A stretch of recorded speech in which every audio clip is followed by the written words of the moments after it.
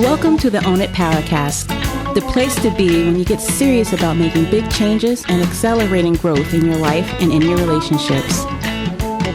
Finally create the life you've always wanted, living life on your own terms.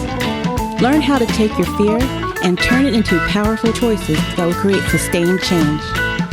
Now your host, Mary Baker. Hey everyone, welcome back to the Own It Powercast, a place where you can come to get what you need to move yourself forward. As you know, my name is Mary Baker, and I'm here to give you the education, the tools, and the motivation to identify exactly what's in your way today and, the best part, what you can do about it. So let's get started. On our last episode, we explored how to use your actual voice to sound more grounded, more peaceful, and more confident when you're working on becoming more assertive. So this week we're going to wrap up the month on assertiveness by talking about some of the common struggles and pitfalls you can run into when you're trying to do this and trying to do this well. So I think it's really important to kind of get real about the struggle to become assertive. If it were that easy, you would have done it already, right? There are certainly some things that can get in your way. Some of this might be a little bit of review of the past few episodes. Some of it might be new. But before I do that, I just want to remind you that you're doing some great work here, and that just by listening to these episodes, you're going to grow and you're going to change. And you are going to impact those around you. So when you think about this holiday season, what a gift you're giving, not only to yourself, but to people who know and love you. All right, so let's get started. So let's talk about some of the things that can get in your way as you're working through and trying to find your authentic voice, when you're trying to make sure your insides match your outsides, that you're standing in your truth, and that you're also trying to create change, healthy change in your relationships. So I have 10 things here. These are not the only 10 things that are going to get in your way, and we both know that. My hope is that this will just help you kind of keep an eye out for some things and some ways to mitigate some of the struggle. All right. So we know that if we struggle to be assertive, then obviously we have tons of fear and probably lots of social anxiety. And you've heard me say before, in my book, a true understanding of social anxiety and the cure for it is working on your self-confidence, your self-concept, and how honest you are with yourself and believe in yourself. So know that all the pieces that you've been working on through these episodes are really going to help with that. But I also want to remind you, we all know when the rubber hits the road, we can freeze, we can want to run, we can want to freak out, and I want you to know that's normal and that's okay. What I want you to remember is be afraid and do it anyway. Be afraid and do the right thing because it's the right thing, because you want to be more emotionally honest in your relationships and you want to prove to yourself that you really believe in yourself. And we do that by making it real, by saying things out loud to other people as if they are true for us, because they are. And by putting your truth out there, you are experientially going to be healing a lot of that social anxiety, because remember, you put the truth out there, and with healthy people, it's probably really going to be embraced. It's going to be honored and validated, and you might actually hear, yeah, me too. And yeah, that makes perfect sense. Of course you feel that way. Or that's really cool. Or look at you. So that positive mirroring and that positive encouraging feedback will help convince you that, hey, guess what? It's okay to put myself out there in a healthy way and really feel connected and seen and heard and valued. So I just wanted to speak to that for a moment. Some of this is internal work. It's grief work like we've been talking about. It's working on your self-confidence. But I also think we got to get out there and we have to connect with other healthier people to really, really get the feedback and the proof, right? I mean, we're looking at evidence here, experiential evidence that you're fabulous. Okay, so one of the things I want you to remember is not to go all defensive, scorched earth. And first, I want to remind you, you're probably going to want to do that. It's going to be all or nothing. You're like, I am going to tell them exactly what I think and exactly what I feel and what my boundaries are and blah, blah, blah. Okay. You can start there, but remember, like we've been talking about, we really don't want to stay there. Because that is where the focus is all on them. And I want to encourage you to keep bringing it back and bringing it back to yourself. Not what's effed up about them. That could be very true, but remember, that's not the point we want to stand on. It needs to be about you, not them. It needs to be about your choices and your boundaries and your truth and how you are taking care of yourself in your relationships. There's no way that we can have great self-esteem and be focused outside of ourselves all the time and seeing where that's where all the power is. So I know this is basic and it's simple. I'm just reminding you of something you already know. So just look at your focus. Remember that your self-esteem is at the core, and so if you're hurting in that area, you need lots of self-acceptance and self-love. So, of course, a couple of things around that are reminders. Your self-care matters. There's no way you're going to be able to stand in your truth in a confident, grounded way if you haven't been taking good care of yourself, because when we don't take care of ourselves, we're pretty much telling ourselves, hey, you're not worth it. You're not worth getting extra sleep tonight. You're not worth taking that break. You're not worth taking care of yourself. I know it sounds dramatic, but I just want you to think about that. Remember those days when you felt great. Maybe you had a weekend away or a day by yourself or went to the spa or did whatever you wanted to do to feel grounded. How much better you felt. That's the medicine that we need to put into practice. We know this by now, but it's really about where is your self-discipline around your self-care? Okay. The other aspect is where is your healthy support system? You keep hearing me bark about this. We're only as sane as our support is what I believe. And if you're going to start standing up to the bad guys in your life, if you're going to feel confident enough to ask for what you need and put your foot down in some relationships, you're going to need other people there in your corner who can encourage you, push you out there, and remind you that you're still a good person because you said no, and remind you of what your truth is, and to remind you of what toxic behavior you're trying to stand up to is. So we need healthy support. Now, support also that's going to hold you lovingly accountable to yourself. And these also, again, should be people who are also doing this work or can do this already. The next one, number 3, is don't act when you're angry. You're going to want to so bad. That's when you're going to feel, like we've talked about before, like, oh boy, do I have license and adrenaline now. And sometimes deep down, we're afraid we need that or we won't have the courage. Anger is a good thing in terms of it's a catalyst. It says, hell no, things are not right. And I'm sick and tired of being sick and tired. And I'm done. I'm done being in denial about this situation, about how I'm being treated in this relationship, yada, yada. But you don't want to pull the trigger when you're angry. For one thing, you're probably, again, going to go all scorched earth and, wake up with that emotional hangover the next morning and have a lot of regret. And so words cannot be unsaid. So I just want you to please try not to do that. The other thing is you're going to end up looking ridiculous, probably, at the very least, a tad bit emotionally immature if you're stomping around and giving them the what for. And remember, when we're doing that, we're trying to put our feelings on someone else, and that's not okay. I think it's a little manipulative. It's our job to hold on to our power, not give them all the power to validate how pissed off and hurt and resentful we might be. That was our job to take care of ourselves. It's always our job to take care of ourselves, and that can be pissing you off to hear me say that, and that's okay. That's pretty normal.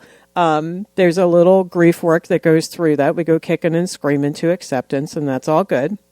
So just try to work through your feelings first, talk to healthy others about it first, journal about it, and get down to what it's really about and what you're really trying to do. Own that agenda. Are you really trying to focus on a solution with them, or you just want to rail at them?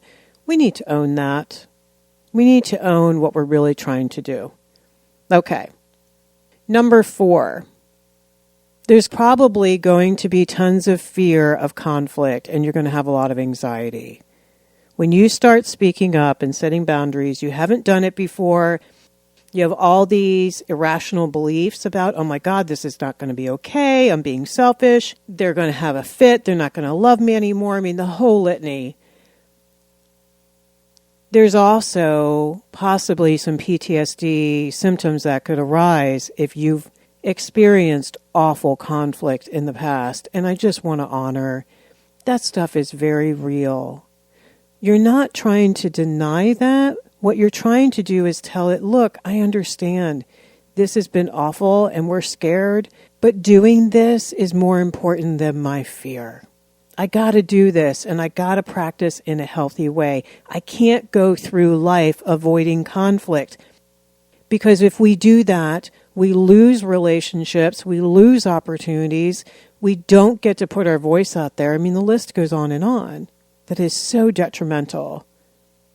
Avoidance in relationships is toxic. So just keep reminding yourself of that yes, you're going to be afraid of conflict. If you weren't, we wouldn't be having this conversation. It's not but, it's and I got to do this anyway. So grieve those old templates of conflict. Put them in a different bucket. If raging was happening in your house growing up, if abuse was happening, remind yourself, that's not healthy conflict, that's abuse. I'm trying to do maybe some healthy sparring with my partner, right? Some working through, not to be combative or abusive or avoidant or passive aggressive, but just to have an open and honest conversation, or to just let people know what my boundaries are. So do the new cognitions. It's okay to ask for what I need. It's toxic when I don't. And, I've really got to own that. If I want healthier with this person, I can't step over or around this conflict. I can't. And it's not always going to be roses in a relationship.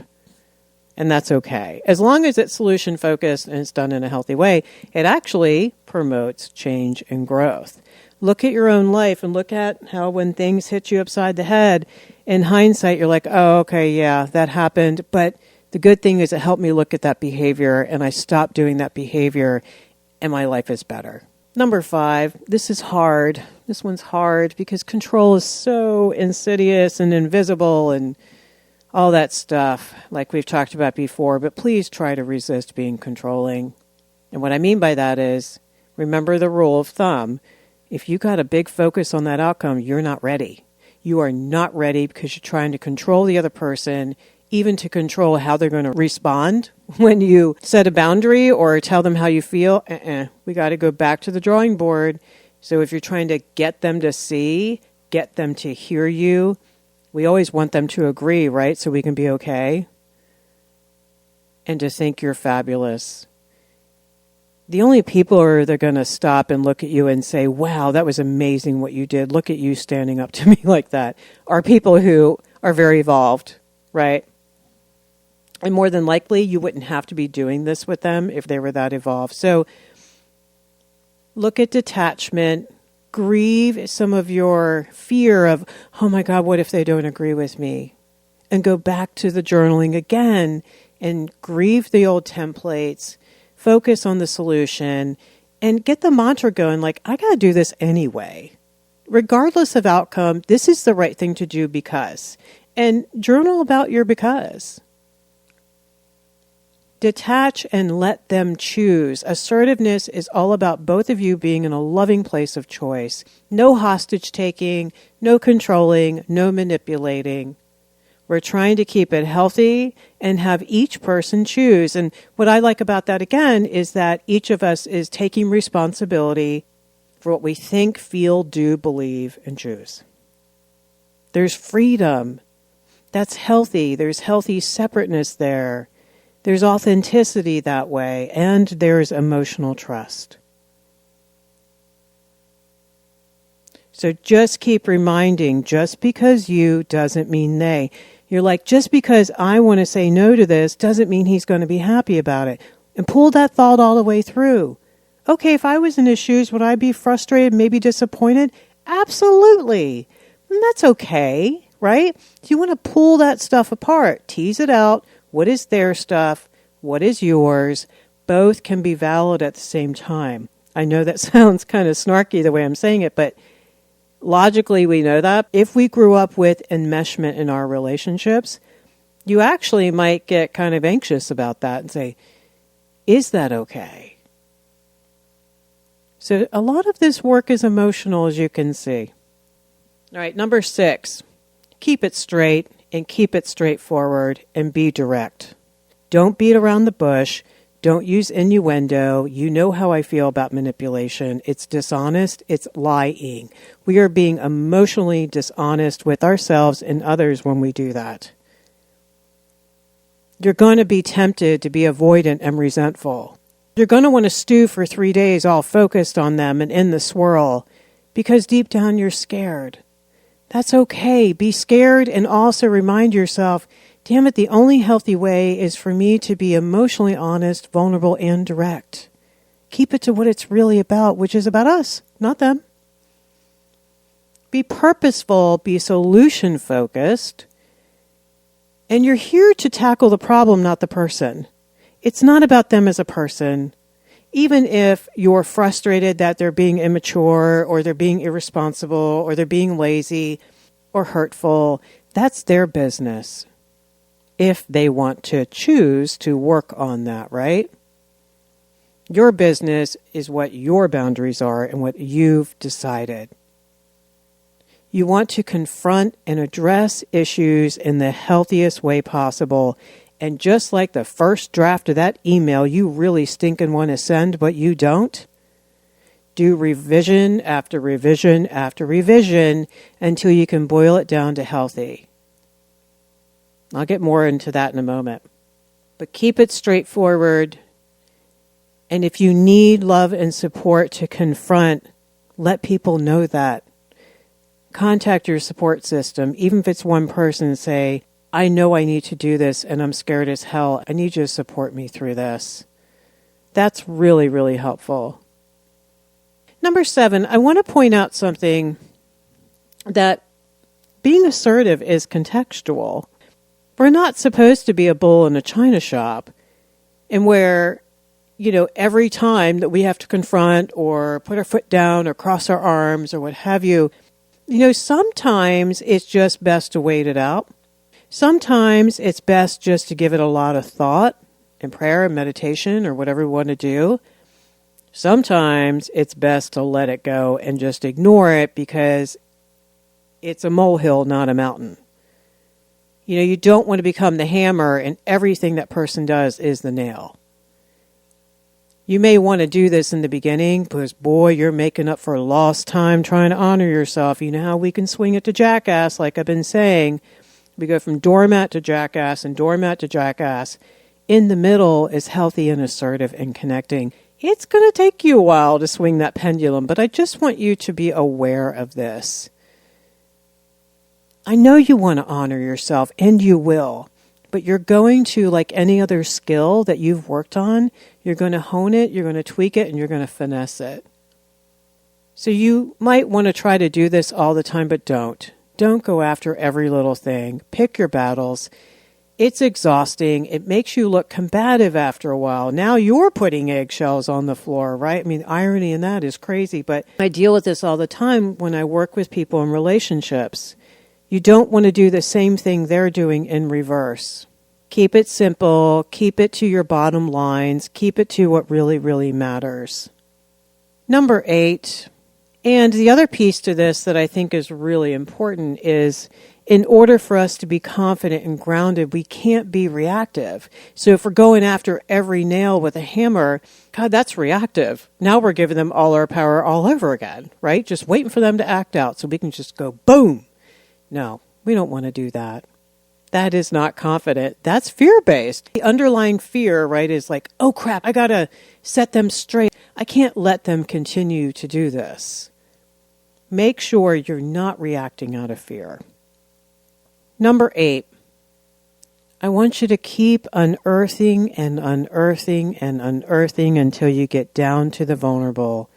Like we were just talking about, our knee-jerk is always going to start out as you. I can't believe you. I can't believe you're doing this, not doing this. But underneath is the I.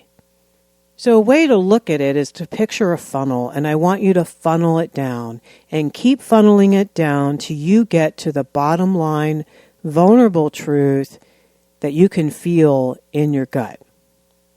Here's an example of that. So on the surface, the you statement is, you're always late. There's the attack, right? Which is emotionally dishonest, it's not okay, and it can be manipulative.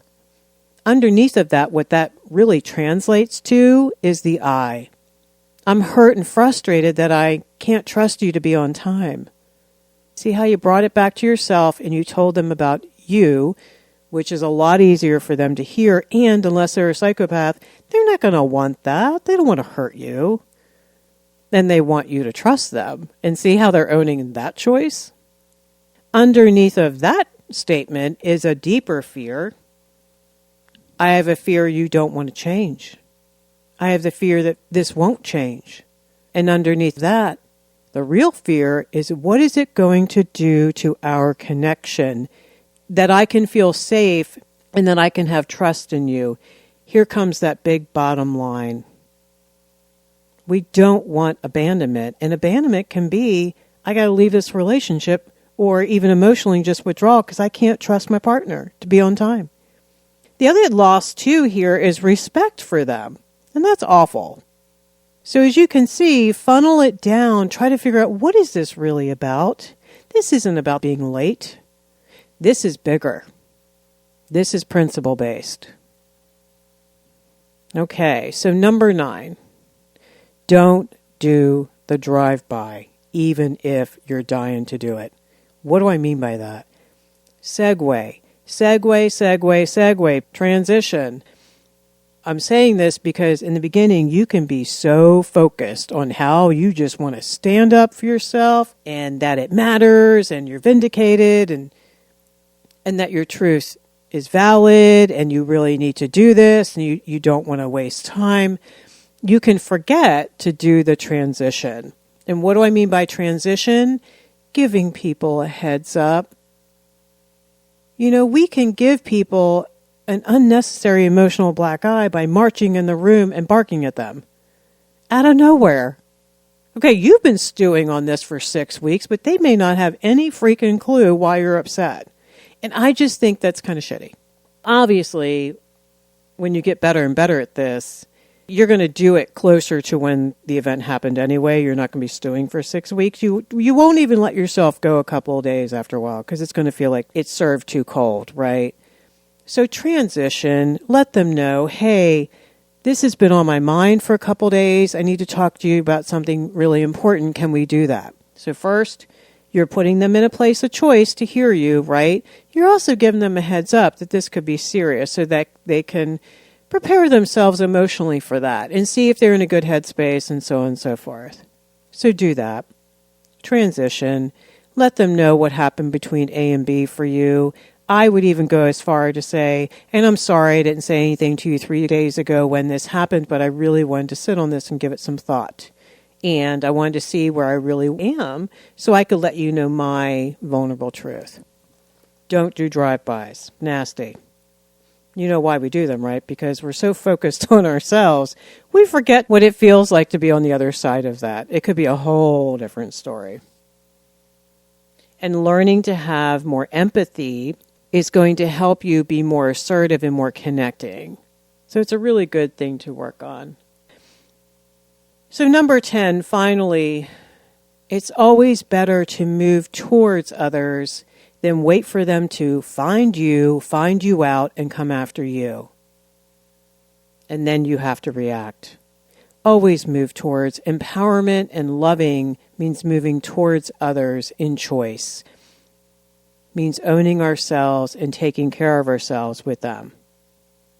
So wait, go get with yourself first, then walk back in the room with more confidence, more groundedness. Your focus is on yourself, not them. You're in a much more peaceful place. And then do the I've decided. And see, the other thing that I keep saying is people intuitively can feel when you're done. You've made your decision. There is no turning back for you. There's no more ambivalence, because remember, you've used your support system to work through all that. You've journaled through all that. You know, we can't bark stuff at people if we're not solid, that we're not absolutely going to follow through on that boundary. Remember, because that's abusive. That's not cool. That's not okay. And why should they trust you? They're just going to blow you off. If you threaten and never follow through, number one, it's nasty. Number two, they don't trust you and you don't trust yourself. Not that people haven't done that before. I know we're all guilty when we're so exasperated, especially if you're a parent, you know what I'm talking about. You're grounded for the whole month. So try to move towards. So as you can see, in essence, there's no them in empowerment. Only I. Only what is true about you. And what matters most is that at the end of the day, you believe in your truth. Don't go to them until you've gotten more solid with you. This isn't about them. And here's the thing, like we talked about last time, you can do a beautiful job of being assertive, and if they're that toxic and unhealthy, it's going to be a shit show anyway. We know that going in. The other angle on that is, in some situations, it's really just a matter of preference too, right? Like, what restaurant are we going to tonight? Or what are we going to do about our son's homework that's not getting done? Their angle, their perception, their opinion, their value can be just as valid as yours. It's just competing, or it's different. So we need to stop and remember that. Assertiveness is all about equal rights.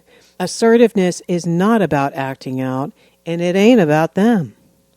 Healthy boundaries are, you let other people know what you've decided. You're letting other people know how you honor yourself. And you want to encourage them to do the same. As you really work through this stuff, you're going to really start to understand that you're going to want people around you who take care of themselves, because it's a hell of a lot easier to be living with them when they're doing that. Put that statement in reverse for a moment and let that be your mantra. When I take good care of me, I am so much more loving, so much more connected, so much more grounded and trustworthy and confident. I can let my authentic self come through, and people can feel emotionally safer around me. When you do this for you, you also model for others in your life that they can do the same, especially if your kids are watching you. You're modeling this for them. You're teaching them how to have relationships. No pressure there, right? Just as your parents taught you. There's a lot of layers to assertiveness, as you can see. It takes time to really work on this. If you're just starting out, give yourself a good 6 to 9 months to really hammer this down, and then the rest of the year to finesse it. And the other pieces that you're working on all come into play. Remember, your understanding and use of healthy boundaries, your work on your self-concept, taking responsibility, working on detachment, grieving through some old emotional stuff so you're not acting out. You're being mature and you're being grown. So hopefully this was helpful in terms of some of the obstacles and the traps that we can get into when we're really trying to put our truth out there. take your time, work through this, get loving accountability, keep learning about it, keep emulating people who do it really well, and you love that, and you'll get there. And you'll find your own signature way of doing it that feels good for you according to your principles and your values and who you really want to continue being or to become. So just make it your own. I really strongly encourage that. Okay, so couple reminders. Practice, practice, practice. Practice, regroup, rethink, evaluate, run it by friends. Say, how do you think that sounds? Does that sound okay? Run it by a coach, a support group member. Join our Facebook group. You get lots of loving support there. You will get better as you go. You keep working on this, you're going to get so much better. Journal your progress and your growth. Stay connected to us here. We will support you. Remember, you got to keep working on those other things like boundaries and self-care and grief work in order to be able to do this. Every piece of it matters. Keep practicing good self-care, especially through the holidays, good self-discipline, and be your own best friend first. So thank you for hanging out with me today. I hope this was helpful. And remember, keep standing in your beautiful truth. Keep paying it forward. And I'll see you for one last episode for 2019 next week. We hope you took away some useful insights and tools you could begin using right away. If you did, please leave a positive review and share on your social media. Because could you imagine if everyone in your life really got it together? Remember, own it now, so you can really own it later.